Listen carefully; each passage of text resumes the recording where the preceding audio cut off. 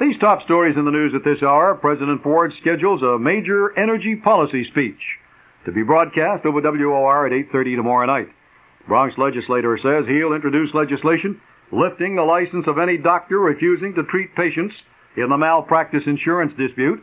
United States officials reportedly concerned about the deteriorating political situation in Lebanon. This is Lester Smith reporting. Next news as it happens. Next scheduled news at 11 o'clock over WOR Radio 710, the Talk of New York.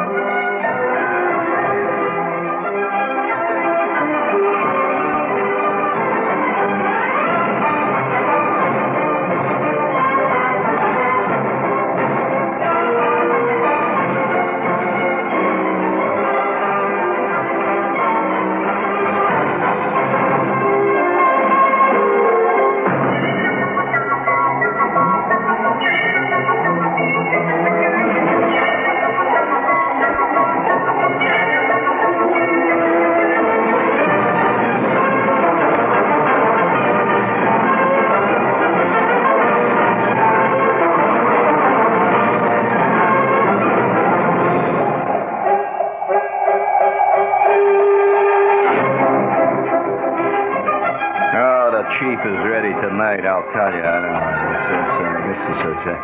In fact, I feel tonight like a human cake of yeast, ready to ferment and blow up there. Bring it up there, please, will you, Barney? Please.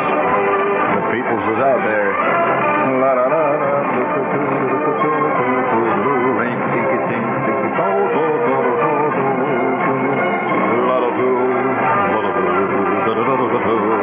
The eyes and the ears of the world are upon you.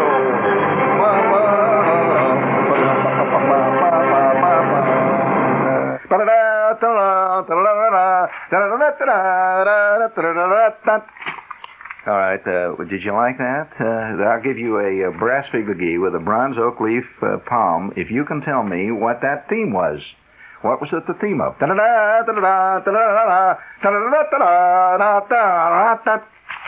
Right? And then a voice came out, flood waters rage through Mississippi. Flood waters were always raging through Mississippi. Thousands homeless. The Red Cross was on the scene. And now we take you down to Bathing Beauty Haven in Cypress Gardens, where we find... Well, all right, I'm here. Hey, it's summer, you know, that's what it may not be summer officially, but it's summer in my head. And you notice I'm dressed in my summer finery here? Look at that, I tell you.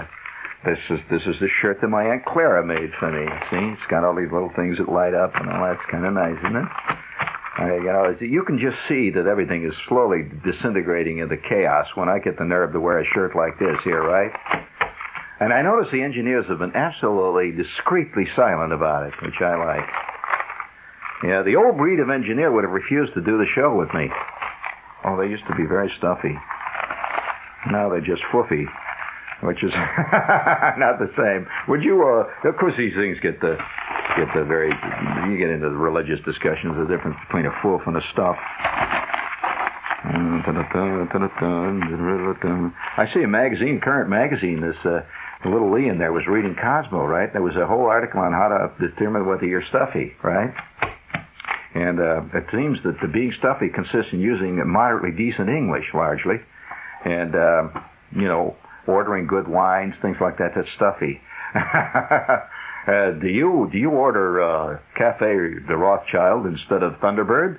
Well, then you're possibly then a stuff. You know, give me some Thunderbird, eh? You're not stuffy. One thing about you eat plenty of Big Macs. And I'm smarter than the average ranger. Now let's go. Bring it up, Barney. Yeah. The old man is ready to go. Oh, some of these days, baby, you're gonna miss me, honey. You're gonna miss this gravy big old fatty sitting here, and I'm gonna be gone. I'm gonna burn up Route 66. I'm gonna raise a lot of dust. I'm cutting out, baby. I got my plans. Oh, you're gonna sit around. You're gonna say, how come I was so mean when he's here? But he's gonna be gone, and he's never gonna come back. He's gonna go. He's gonna go down that big old road. Somebody says, baby, goes on the south. All right, here we go.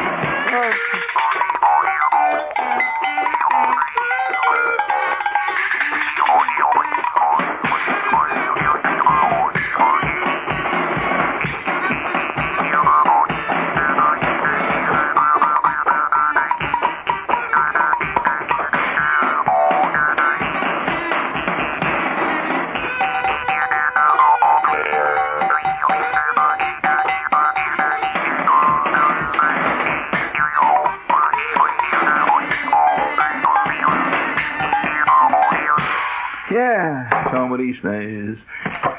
Well, you know, I'm still there, right? I gotta miss me, honey. Hey, listen, we've got... Summer Madness has already begun here, friends. And, you know, they report more on this kind of stuff in other parts of the country. You never know what time of the year it is here in New York if you had to rely on the papers, except that, you know, they have Mets lose, Yanks drop pair. So, you just know, you know it's summer that way. You know this. But to really talk about the summer madness, it's just I guess because New York is not a seasonal town. You know, there's no winter, no summer, nothing in there in this town that really would let you know that there's a change that's come about. It gets a little warmer walking down 6th Avenue. It gets a little colder sometimes. Yeah, I had a friend one day just walk right out of a building here, and it was 42 degrees. He walked out. He says, by God, it ain't summer. And I said, no, it isn't, Herb. He said, well, where'd it go? I says, well, you know where it goes. It just goes. Every year. I don't want to get into quantum theory here with you now, Herb. But it's gone. Look, it's cold. I said, it's winter now. You've got to take off that Palm Beach suit and get rid of those sandals. Oh, it's cold. Well, that is a New Yorker reacting to the change of climate. And I would like to salute a character here tonight, if I may. It's a very serious program here tonight. It deals with what could be called Americana, right? And what is Americana? Well, I wonder if they have Boliviana in Bolivia, you know, or Peruviana in Peru. I wonder if the guys sit around in, say, a place like Latvia or Estonia. And, you know, one says to the other, well, what do they know about the Estonian way of life? Here I am, a folk singer. I sing nothing but pure Estoniana. Well, I suppose they do that, right? Well, okay. I would like to give me a little just a little razzmatazz music that you had there for a minute there to salute an old duffer who is about to celebrate his own world. Yes, in America. It was a time to yawn.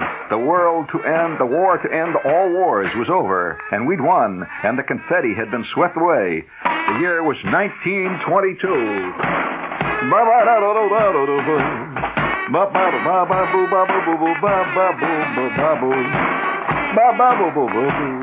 Oh, ba-ba-ba-boo, baby. Ba-ba-ba-boo, ba-da-da-da-boo, ba-ba-ba-boo, ba-boo, ba-boo, ba-ba-boo-ba. Oh, I say, ba-ba-ba-boo. Ba-ba-boo, ba-ba-ba-ba-ba, ba-ba-boo-boo, ba-ba-boo-ba, ba-ba-boo-ba-boo.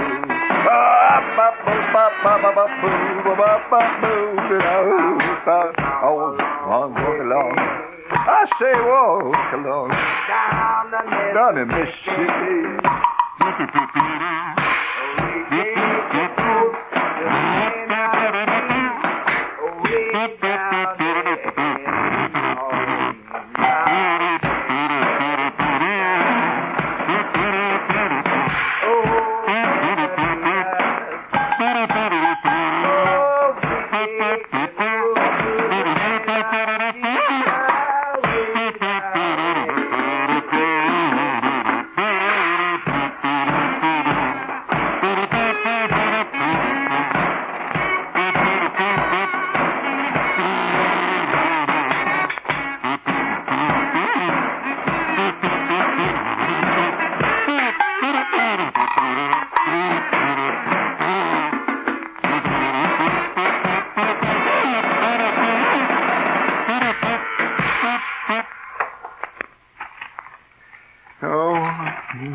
I don't know what's the matter with me here tonight. It's summer. That's what it does to you.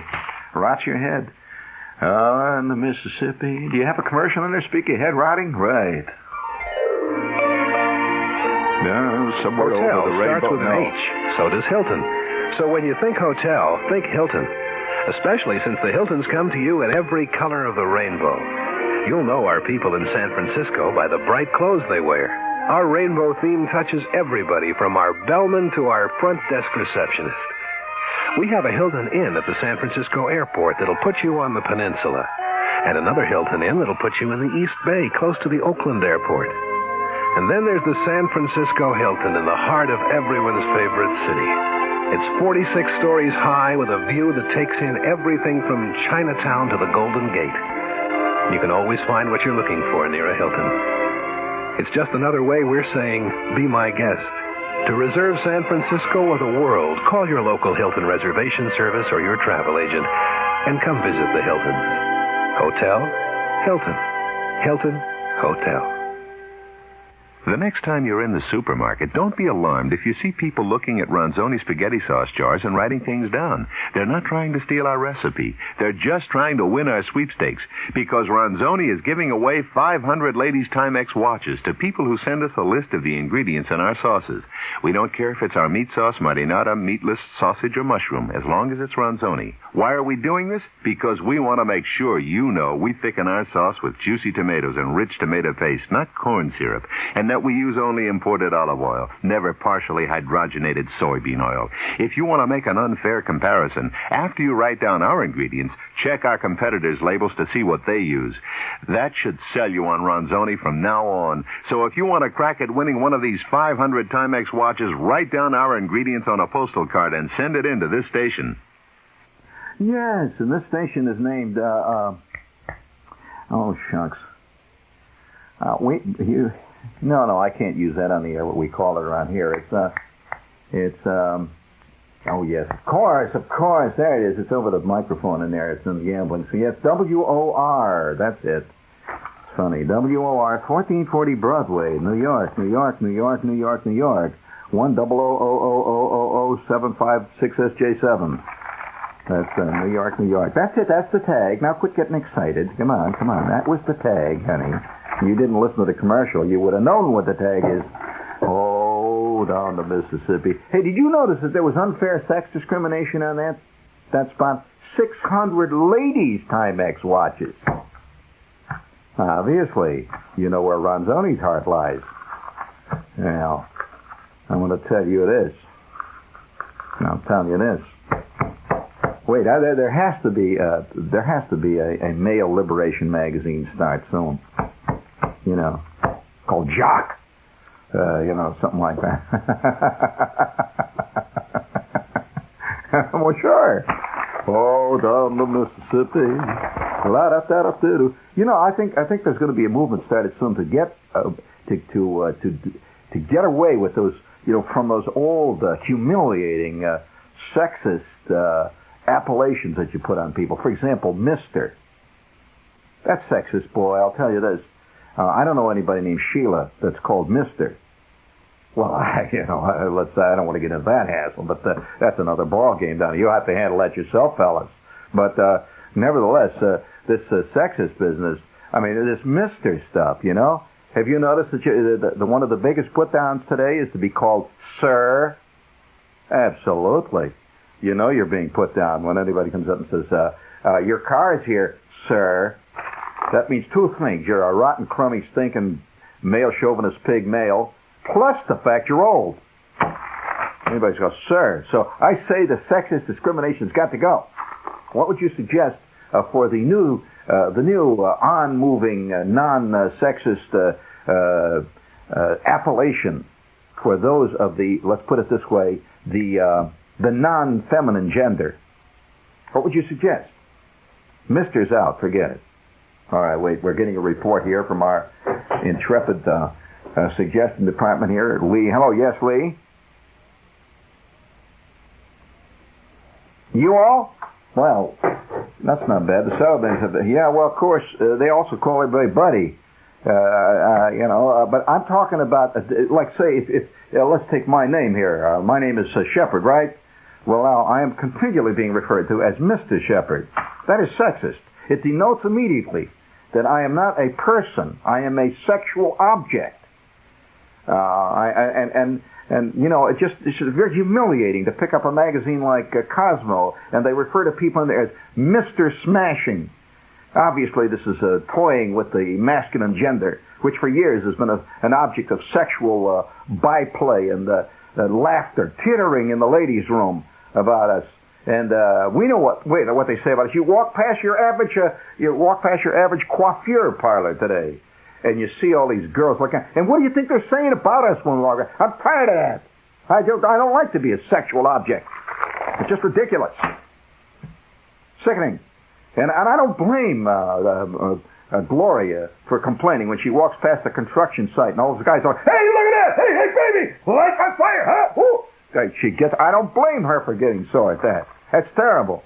Well, how do you think I feel when I walk past Mr. Chucky's, for example, and all these dynamic Cosmo girls are sitting in there and they're doing all this stuff with their hair and it's all flying, they're walking around with their hair dryers, and I walk past and I'm embarrassed for blocks.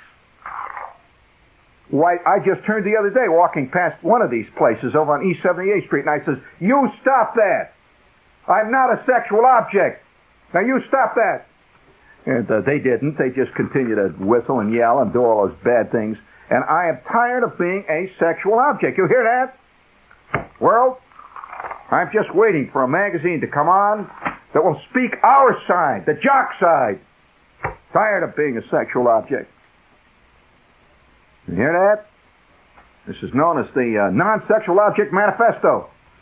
A white paper. If I can use that expression today in today's troubled racial world. But nevertheless, and I don't mean it racially, I mean it philosophically. It is a paper denouncing racist, sexist attitudes.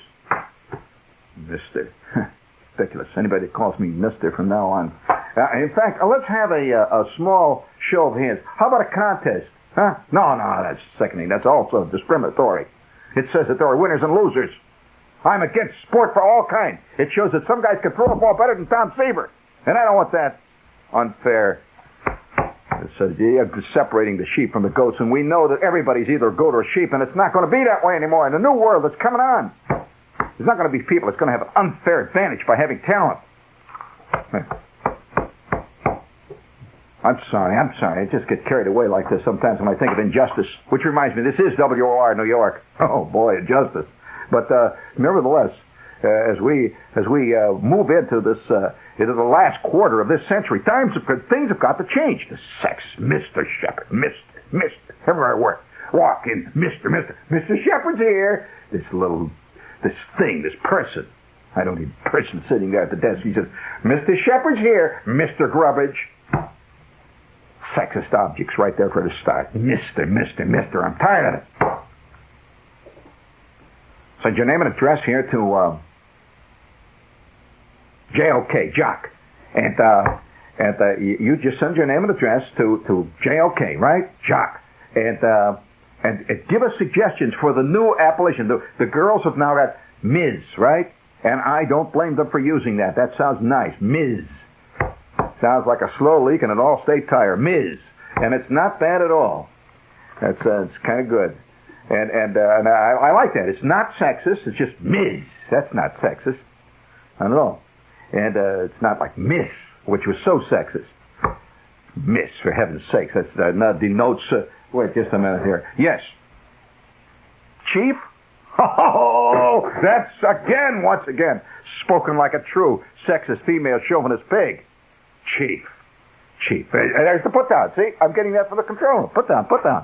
Every time I go. That denotes that I am some kind of a tyrant, that I'm tromping over the poor, helpless fellow people. I'm an entertainment person. This is what I am. I'm an entertainment person. I am a laugh funny person.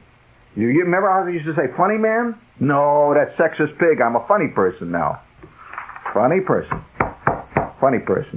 And for any of you who have a suggestion as to what we should start calling the new liberated male, please send your contributions to Jock, J-O-K. It's got to be said right. Jock.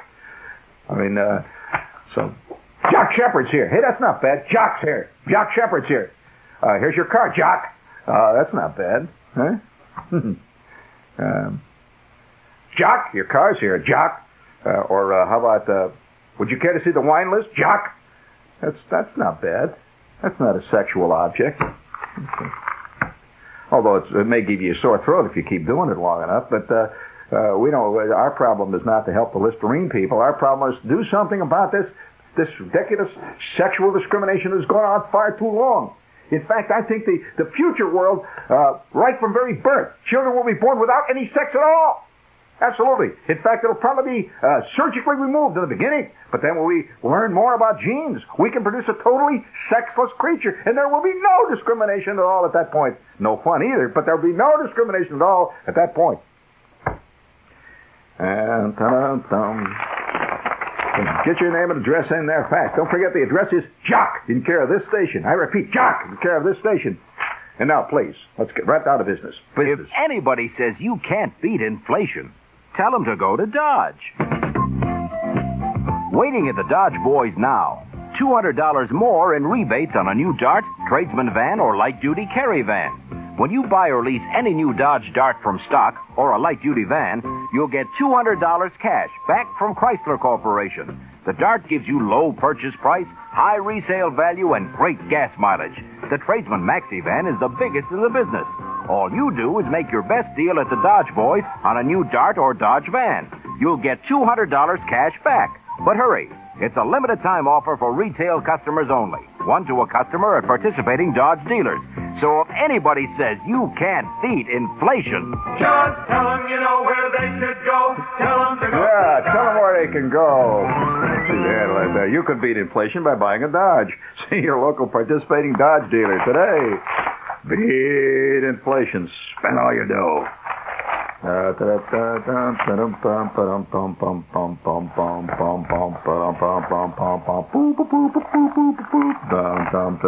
You don't mind this code there. I'll get a little CW here. Now see if you can copy the CW here, Marnie, because I'm going to send you a message in code, and you better read it because it tells you what to do next. You ready to go? Okay, let's see. All right. I'm getting my oscillator ready here.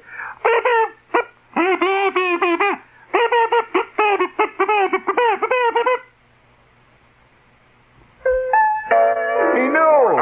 Son of a gun. To your corn. That's the general commercial, of course. I just called for it. Right. Once you soak your Corn outside. corn This is a great beer. your corns won't find Your no corns place won't to place- hide. no place to hide. Outside.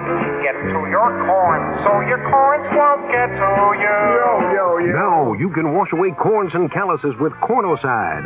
For thousands of sufferers, it has truly Now, I felt want all like of a you to get miracle ready to worker. sing in the last verse Cornocide here. medicated foot bath helps relieve pain in just minutes, so your feet feel refreshed and revived. And right after is a perfect time to use the amazing Cornocide eraser. It leaves your feet feeling smooth. Cornocide, available at all Dwayne Reed drugstores. All together now. Cornocide. Your corn Here, let's so get that your little corns first. won't get to you. Once you soak Once you your soak your feet feet in Cornocide, your corns won't have no place to hide. corn outside. If you La-da-da-dee. so your corns won't get to you. Oh, them little old rotten corns. Cornocide. I wonder how Herb Saltzman's corn crop is coming up there, huh? You know, I'd like to thank all of you who sent cow manure to Mr. Saltzman here. He was very, very, very gracious, and today he was quite fragrant, too, in fact. And Mr. Saltzman received over 4 tons of cow manure in his office. And, of course, Mr. Saltzman is the manager of the station here, so he's used to getting manure of one kind or another. And he received over 4 tons of cow manure from grateful listeners who wanted to see his corn crop growing well in the reception room on the 23rd floor. Yes, you know what happened, don't you? You weren't here when I got the memo asking me to water the assistant program director's tomato plants every night when I came in here. I said, this is humiliating, but not really. I like to help little things grow. Oh, I'm a kind person, really. Very kind. I mean, you scratch the surface of Jock Shepherd, and you'll find there underneath, you'll find this soft, warm person that's made entirely out of yummy, soft Dairy Queen vanilla ice cream. Just so yummy. Well, I hate to get all sentimental over me. So while I'm doing this, while I'm getting all sentimental over my soul, let's get a couple of these other commercials out of the way, and then, gang, we can do a thing called a showsy here. Here we go. Let's sing the old anthem, gang. Sooner or later, I say sooner or later, someday you'll own. Oh, someday you'll own. Yeah, sooner or later, you'll own the Generals. Yeah. It's vacation value days at General Tire. It's a great time to get your car ready for the summer driving ahead. You know, like yelling at the kids in the back seat and stopping all the time at the Howard Johnson for those quick stops because nobody's got the right internal equipment. So get the famous General Polyjet for as little as two for $45.90. That's for size A78-13 tubeless Blackwall plus $1.75 federal excise tax per tire. Oh, isn't that an exciting set of lyrics? So get down to your General Tire service at 91 New Brunswick Avenue in colorful Perth Amboy, New Jersey. Sooner or later, you'll own General. Yeah. Rah-rah. Sooner or later, what's this barley corn? Yes, by George, they don't grow barley corn like they used to grow. This is Tommy Makem. I'm sitting in the John Barleycorn. Please. At 209 East 45th Street, just off 3rd Avenue. Shouldn't talk to us like that, Tommy. A lot of nervous people out here. John Barleycorn is New York's first and most famous Irish singing pub. If you want a sample of what Irish hospitality is really like, you should come in and soak up the atmosphere. The hospitality is warm, the people are cheerful, and the service is just fantastic. You notice the Irish jump up They have an and down old saying at the Barleycorn: there are no strangers here, only friends you haven't met. And you can prove that to yourself by dropping in anytime. You can have lunch, dinner, or supper 7 days a week. And a good time all the time. The food is fit for royalty, and as a matter of fact, some of the recipes have been handed down from the courts of Irish kings. You know how they ate. The John Barleycorn, the Irish oasis in Midtown Manhattan. Yippity-yoo, yippity-yada, yippity-yippity, sure to be gone. Be gone with ye. Let's see. For lunch, did you have his old Tommy Makem? I knew him before he was Irish. It's been a long time. For lunch, dinner, or special party information, call YU6 1088. Sure, indeed. You'll have a little need before dinner. What's the matter now? Well, it's scratched out here, but I'll do it if you want. I mean, I'll do it if you want. You know me, I'm putty in your hands. But it's according to that, I may be wrong, but it's scratched out. It's both of them are scratched out. They got mad finally with what I said, you know. Yippity-yoo-dee, yippity-yoo-dee-yoo-dee-yoo-dee-yoo. Well, we're back again. Oh, yeah, here it is, summertime, and the living is easy. Summertime. Where's my salute to Americans? Here, salute to American that's doing it. Yeah, all right. I was going to read this thing to you. It's the kind of stuff. This was sent to me by one of my spies. Okay, here it is. No, that's not the rest of it. Now, wait. Just be patient, gang. After all, we've been together for some time, you and me. We know that I'll eventually do it. There it is. Okay. How about this? Wouldn't you like to know this guy? In America, it was a time to yawn. The war to end all... This was in a West Coast paper. Los Angeles Times, in fact. The war to end all war was over, and we'd won, and the confetti had been swept away. It was 1922. The year was just another one of those years. The country was snoozing, and a mild recession was going on.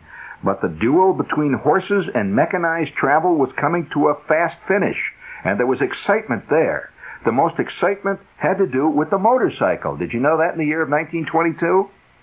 Yep, you had to be crazy, folks figured, to ride on something that had only two wheels and sounded like it was shooting at you. That's a good line. Now, that's good writing. You just don't get that kind of writing inside the Times. I'm sorry. I like the Times, the New York Times, but They wouldn't allow a phrase like that to get by. Hey, did you see the salute on television recently to somebody over at NBC has been listening to the old dad here. I've said for a long time that a true public figure is rarely on television. And to me, really a true public figure is Will Wang. Will Wang, the editor of the New York Times crossword puzzle. I have fought Will Wang tooth and nail every day for years, and more often than not, that son of a gun wins, right? And there he was. They did a profile. Will, we're proud of you. You've come a long way from those days when you were, standing around in a corner and hoping to get a chance to write an obit from one to another. I salute thee. But nevertheless, here's the line. It says, you had to be crazy, folks figured, to ride on something that had only two wheels and sounded like it was shooting at you. But it smacked of high adventure. This is 1922 and the beginning of the motorcycle. Of course, they had motorcycles. You know that the motorcycle was one of the very first vehicles ever actually created that moved across the ground on its own power for a number of reasons. But it was a very early vehicle, but it was very big just before World War I. In fact, my father, to use a little, you might say, self-memory here, my father had a book that he gave me that he had when he was a kid. And the book was about Tom Swift. Did you ever read any Tom Swift? Well, that was the stuff my old man read, actually. And he had a book called Tom Swift and His Motorcycle. And it was all about, this kid, Tom Swift, who made his own motorcycle. And he drove around like crazy on a motorcycle. And of course, that was about that time, and apparently that was a big deal in those days. The whole motorcycle mystique was really taken off in 1922, and this is a piece about it. It's at 1922. It attracted some people, this crazy machine that you rode around and fell off on stuff. One was a Los Angeles guy named George Baggy, who was 18, and he was ready for a little action. 1922, old George. Now, you wouldn't guess that to look at Baggy today. He's 70 now. He lives in one of those moderately posh downtown townhouses in a gated, guarded area of Los Angeles near Inglewood. And he's a very distinguished-looking gentleman who rarely smiles and looks a little bit like Calvin Coolidge. He is a quiet, solid local institution in the not-so-exciting business of wheel alignment and balancing. Baggy & Son, Incorporated. George is the son, and he's been in business in Culver City since 1918. And they've never had what you might call a bad year. George Baggy's business cards read, quote, by appointment only. That's pretty elegant. Get your wheels balanced by appointment only. But in 1922, George Baggy was 5 feet 9 inches of wet leather who didn't exactly get the thrill of his life from putting in 14 hours a day in the old man's garage. So he convinced two buddies that it might be fun for the three of them to get on their motorcycles and take a little ride from Los Angeles to New York. That is some ride in 1922. They did not even yet have the thruway. No way. So they already had done a little hell-raising, riding. Baggy had himself a 1960 Harley Davidson that he had laid out $16 for originally, and he admitted, quote, the whole thing had kind of become an obsession, actually. Well, we had this bike. All my buddies had bikes, me and my friends, and we all had this motorcycle bug bag. We had a special wardrobe. What we wore corduroy jackets and riding pants, the kind that riders wear, them high waters. We had leather leggings, leather helmets, and aviation goggles. And we all kept them Harleys in top condition. We just kept them shined right up. Well, every Friday we would leave at 10 p.m. for Layton's Cafeteria in Frisco for hash and eggs. See, we lived in L.A., so that's quite dry. That's 700 miles. Well, we'd head up over Ridge Route, the old two-lane blacktop grapevine that had more twists and turns and up and downs than any road in the country. We'd take those turns like a greased snake, laying them bikes so far over that the footrest would scrape on the pavement and leaving a string of sparks like the 4th of July. I remember how he used to say, look at them sparks a-trailing. Well, it was an 11-hour trip one way just to get hash and eggs. we'd roar up like thunder to the cafeteria parking lot. We'd swagger in, knock down breakfast, then hit the winding trail home full of hash and just kissing the wind. Doesn't that sound great? That guy talks like somebody out of a novel by. He actually talks the way a writer of that period wrote a great deal. A guy named Richard Halliburton. If you ever pick up any old Richard Halliburton in used bookstores around, he writes, "Kissing the wind" is a Halliburton phrase. You know what happened to Richard Halliburton? A very famous character of the period, dashing. He was like the Walter Cronkite, Edward R. Murrow, dashing world reporter. He was lost at sea in a Chinese junk. Oh, I mean, that's the way to go. I'll tell you, if you're a dashing type. Anyway, there were crashes, of course. Baggy himself went airborne once when his two-wheeler mixed metal with a very solidly built automobile. He banged into a car, and here's the quote, "I landed 60 feet away from the wreck scene. I bruised my pride. As for my Harley, well, I just called the tow truck. They swept up the pieces. Took me a month later to get that thing back out there on the road running." But those were mostly good times and excitement, and that paved the way for the cross-country run. Now, here's why we're telling you about this. There was a little more involved in this New York caper than making a two-lane blacktop trip to San Francisco. About the only road in those days between Los Angeles and New York was more of a rumor than a road. They didn't even have road maps like we have today. You know, you just go into the Shell station or the Esso station. They had to have, there'd just be a little green line marked through this place called Utah. And you get to the point where the green line is supposed to start. It's a couple of posts and 3 or 4 pieces of gravel and a lot of gophers. And it was and there was no Holiday Inns either, by the way, in those days. There were no direction mileage signs posted. In other words, there was no sign that says that way, Salt Lake City. There was one that read, for example, most of the common road signs of those days read, "Do not attempt this route without ample supplies of water, oil, and gasoline, and emergency supplies." Wow. Can you imagine somebody putting a sign up like that at the Pennsylvania Turnpike? It says there were no road maps, of course. Geronimo had surrendered not too many years before, which made it even more intriguing. In short, it was, yes, less dangerous than wagon training it, but not much. Places to eat and people to say howdy to were far and few between for the better part of the trek. There was a whole lot of desert, rangeland, prairie, and mountain. But on June 24th, 1922, Baggy and his two buddies, Bob and, Bob, so on, whatever the other guy's name is, we've lost that. Wait, 1, 2, 3, Bob, so on. Well, we've lost one part of it, but I'll get on with it, don't worry. Bob and his friend took off, and June 24th, 1922, well, they went on, and they headed west.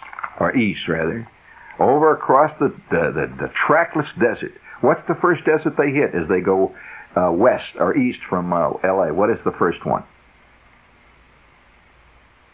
Well, you think about that. You should know your geography, but there is a big desert right over there, see? Anyway, they headed out across these deserts. They went across the Mojave, and all the while they were struggling on and on in the tremendous heat. Remember, after all, it's June 24th, and they're in the worst kind of heat. They never stopped to learn the countryside or the people who lived there. They went on. Finally, they reached, after struggling for days, they reached Wichita, then Topeka, then across the Arkansas and Neosho rivers, heading for Kansas City. Then the rains came. Drops the size of silver dollars turned the hard dirt roads, which they were in those days, dirt roads, into a fantastic sea of lube grease-like mud. 12 hours would take to go maybe 4 or 5 miles. It was like that for a long, long time. And then it suddenly became rainless beyond Missouri. They made good time until somewhere past Columbus, Ohio, Baggy's front fork. That's the fork, the front of the front wheel there of the motorcycle snapped while crossing a river bottom. Wow. Well, they had to turn back to Columbus. They found a pair of forks, made the repairs, and were heading out of town again when the front clamps on the sidecar's frame snapped on Cecil Smith's bike. They had all their supplies in the sidecar there, see. The sidecar took off in one direction and the bike went in another. Out of control, Smith on the bike, and Hill, one of the buddies who was sitting in the sidecar, passed between a gasoline pump and a corrugated steel building. Oh, my God, it's right out of a Mack Sennett comedy. This knocked out a big fellow pumping gas.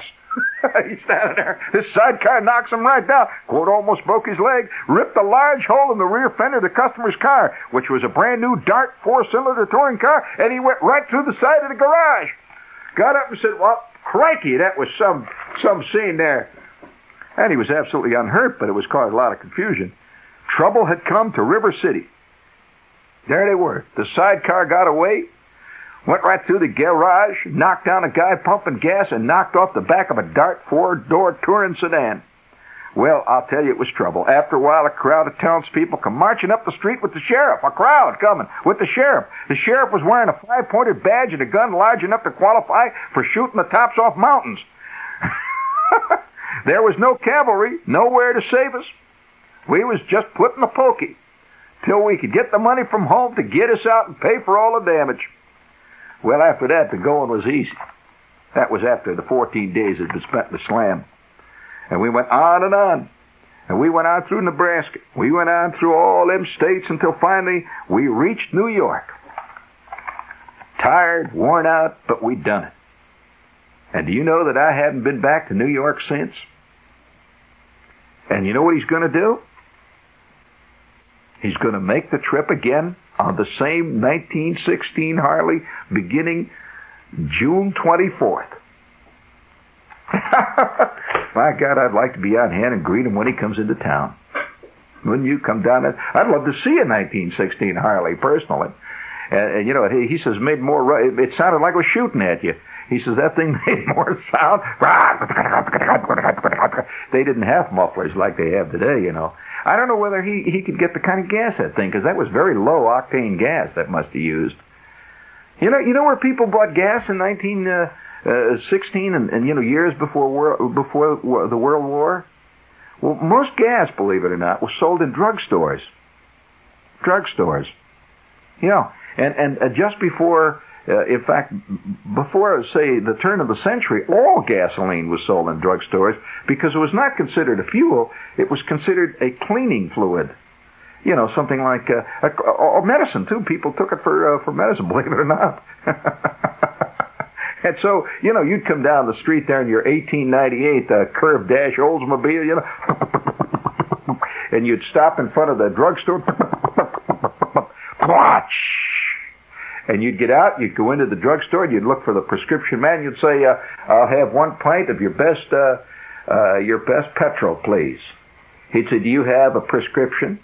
You'd say, no, I don't, but I do have a curved dash 1896 Old sitting out there. Would you care to take a look at it? And if you sell it to me without a prescription, I'll give you a ride around the block. And sure enough, they came out with that nice little jar. They poured it in and...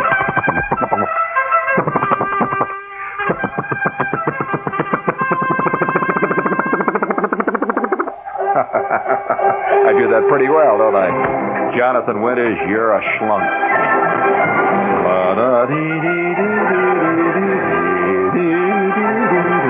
Anybody can do a machine gun. Try a 1898 Olds curved dash.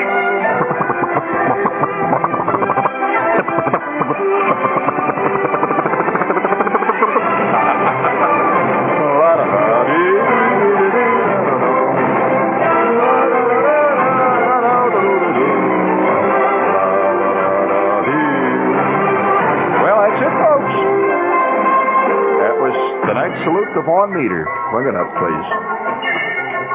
Please, Barney, bring it up. Surround them with this great sound. Inundate them with ecstasy. Jeffer's done at last. And a cloud of dust, tiny figure, bearing a fielder's mitt, circles under the spotlight, waiting for the eternal pop fly to drop.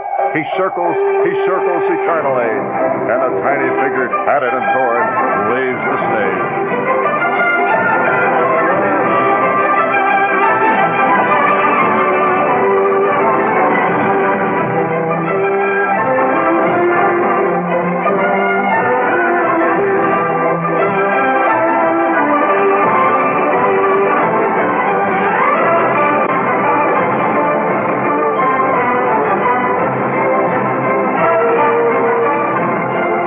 that included 14 days in jail.